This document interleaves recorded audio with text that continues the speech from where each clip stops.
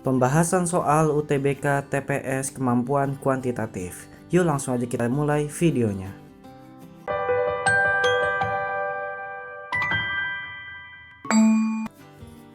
Next, nomor 18. Butuh berapa irisan minimal untuk membagi sebuah kubus menjadi 27 kubus berukuran sama? Kalau kalian ketemu soal kayak gini, kalian bikin dulu aja gambar kubusnya. Ini Mimin gambarkan secara sekilas aja ya, biar cepet. Nah, set. Nah, gini kan kalau gambar kubus itu.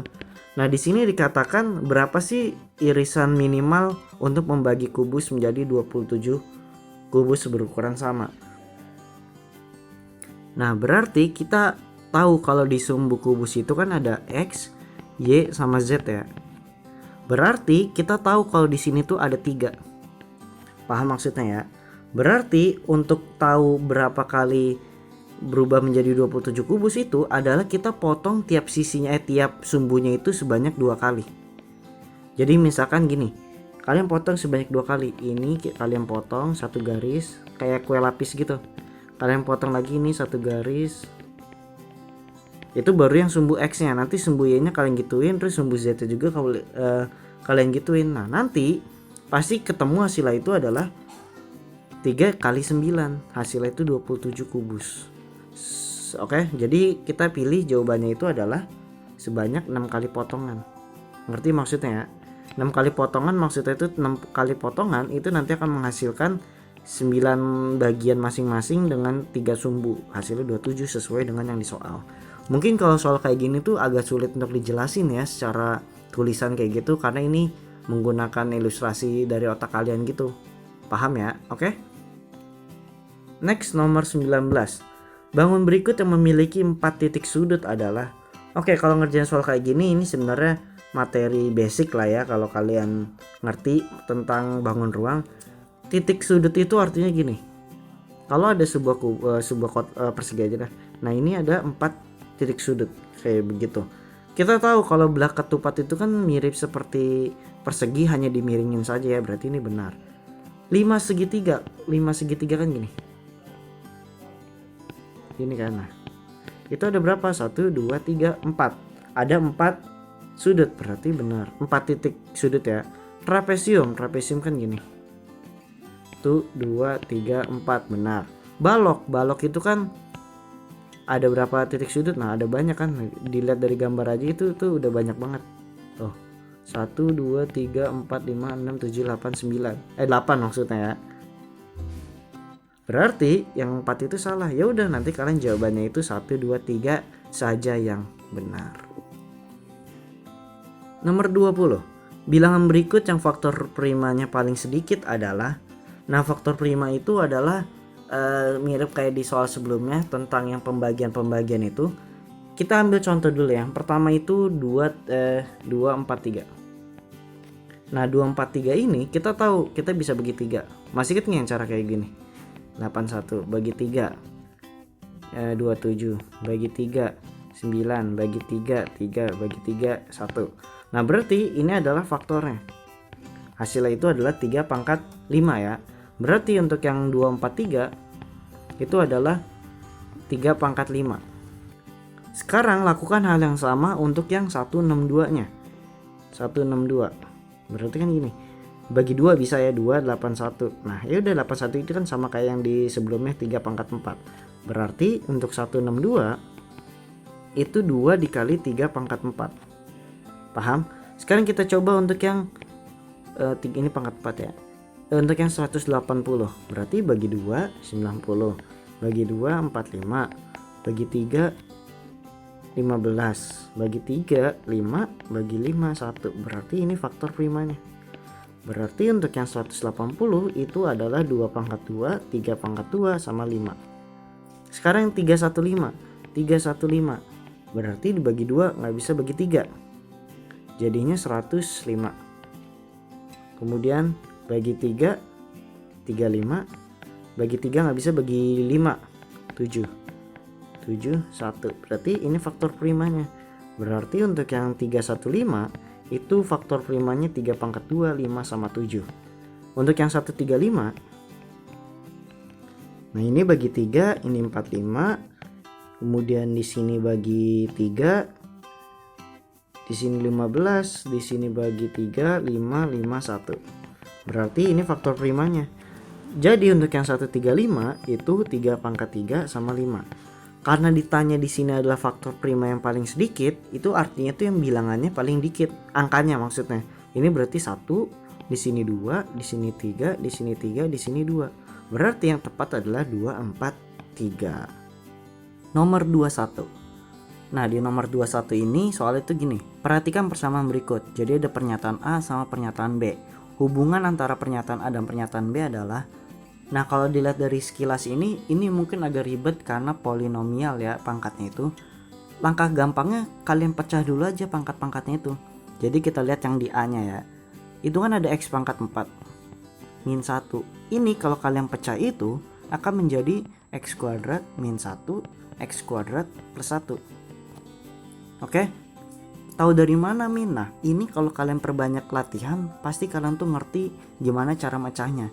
Jadi kalian ingat aja perkalian tentang yang ini, yang A kuadrat min B kuadrat sama dengan A plus B A min B. Intinya seperti itu. Karena nanti kalau kalian kali-kaliin seperti biasa nanti hasilnya seperti itu. Nah bedanya kalau ini kan pangkat 2. Sedangkan kalau yang ini itu pangkat 4. Jadi ini tuh sama aja A pangkat 4 dikurang 1 pangkat 4. Oke. Nah langkah selanjutnya gimana? Langkah selanjutnya kita cari yang penyebutnya. Kalau tadi kan baru pembilangnya. Penyebut itu kan X pangkat 3 min X pangkat 2 plus X min 1. Ini kalau kalian jabarin lagi, langsung aja X kuadrat plus 1 X min 1. Kok tahu dari mana min bisa hasilnya kayak gitu? Kalian buktikan aja, kalian perkalikan antar angkanya aja pasti nanti hasilnya sama. Nah cara nentuin gimana hasilnya itu seperti ini, kalian lihat aja. Kan di sini kita udah dapat persamaan atas itu kan kayak gini ya pecahannya. Pasti yang bawahnya itu hasilnya itu bisa kita pecah sehingga angkanya itu ada yang sama seperti yang atasnya. Paham? Ya udah, kalau udah kayak gitu kita masukin aja. Jadinya X kuadrat min 1 X kuadrat plus 1 per X kuadrat plus 1 X min 1. Nah ini bisa dicoret kan. Tuh. Pasti soal-soal tipe-tipe TPS yang kuantitatif itu pasti atas bawahnya itu ada yang bisa dicoret. Kalau kalian lihat jadinya X kuadrat min 1 dan X min 1. Ini bisa dicoret nggak? Bisa. Kalian jabarin lagi X kuadrat min 1-nya pakai cara yang tadi Mimin sebutkan yang ini. Jadinya kan X plus 1 X min 1 per X min 1. X min 1 coret. Jadi kita dapatkan A nya itu adalah X plus 1. Sedangkan yang B nya juga X plus 1. Jadi kita bisa bilang kalau hubungannya itu adalah A sama dengan B. 22. 2 pangkat X plus 3 pangkat Y sama dengan 8. Dan 2 pangkat X per Y sama dengan 3. Maka nilai 1 per X plus 1 per Y sama dengan, kalau kalian pertama kali lihat soal ini pasti wah ini gimana nih kok pangkatnya ribet banget. Cara pertama adalah kalian lihat di sini kan angka 2, di sini angka 2. Pangkatnya itu di sini X per Y, di sini X doang. Otomatis angka yang diketahuinya itu harus kita ubah menjadi pangkat X. Jadi kan di soal itu kan 2 pangkat X per Y sama dengan 3. Cara biar pangkat Y-nya itu hilang diapain? Kita pangkatkan kedua ruas terhadap Y. Sehingga didapatkan 2 pangkat X sama dengan 3 pangkat Y. Jadi kan 2 pangkat X itu kan udah dapat nilainya itu 3 pangkat Y ya. Jadinya kita substitusin aja. 3 pangkat Y plus 3 pangkat Y sama dengan 8. Paham? Wah kalau dilihat dari gambar ini kan agak susah ya. 3 sama 8 itu kan gak mungkin sesuai.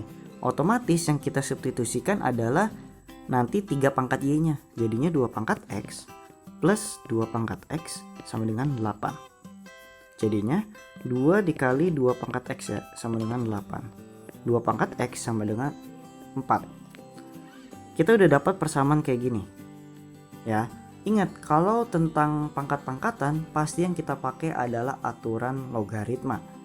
Kalau dilihat dari sini yang X 2 pangkat X sama dengan 4, kita bisa tuliskan X sama dengan log 2 4. Tahu dari mana? Kalian baca lagi tentang identitas trigonometri.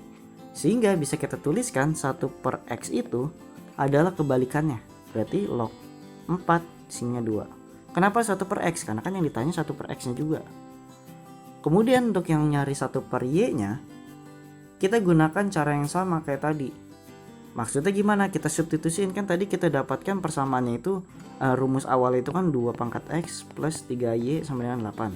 Sedangkan di sini udah dapat nih 2 pangkat x nya itu nilainya 4. Kita substitusiin 4 plus 3 pangkat y sama dengan 8. 3 pangkat y sama dengan 4. Kita ubah lagi ke logaritma. Sehingga kita bisa tulis 1/y, atau enggak y dulu deh. Y sama dengan, caranya sama kayak tadi, log 3, 4. Kalau 1/y berarti log 4, 3. Oke? Karena yang ditanyain 1/x ditambah 1/y, jadinya log 42 ditambah log 43. Ingat, kalau di logaritma itu, kalau penjumlahan angka di dalam logaritmanya tinggal kita kali. Jadinya log 4, 2 kali 3, 6. Jadinya log 4, 6. Berarti jawabannya yang D. Cukup sekian pembahasan TPS UTBK kemampuan kuantitatif part 4-nya. Sampai jumpa di part 5-nya.